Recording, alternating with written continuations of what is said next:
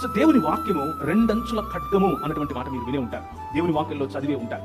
దేవుని మాట రెండంచుల ఖడ్గము అని మనకు ఎందుకు చెప్తున్నారు అంటే, ఒక అంచు దేవుని గురించి మనకు చెబుతుంది, రెండవ అంచు మనిషిని గురించి చెబుతుంది.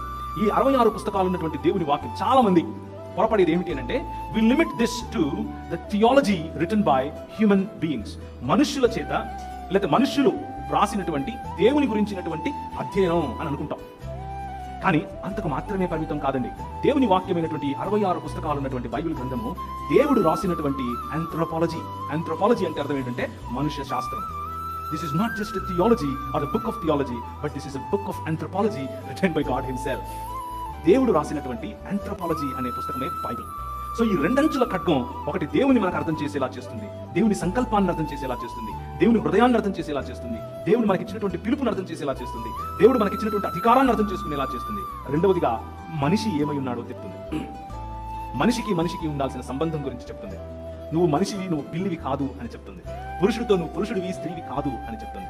స్త్రీతో నువ్వు స్త్రీవమ్మ, మాతృమూర్తివి, నువ్వు పురుషుడివి కాదు అని చెప్తుంది. వివిధత ఉన్నప్పటికీ మీరు ఒక మానవుడు అని నేర్పిస్తుంది. కనికరము గురించి చెబుతుంది, ప్రేమను గురించి చెబుతుంది, విశ్వాసమును గురించి చెబుతుంది, విశ్వాస్యతను గురించి చెబుతుంది, నమ్మకత్వమును గురించి చెబుతుంది. ఇలా ఎందుకు చెబుతుంది అనంటే, the relationship between man and man, మనుషునితో ఉండాల్సిన సంబంధమును నేర్పించే పుస్తకమే 66 పుస్తకాలు ఉన్నటువంటి బైబిల్ గ్రంథం.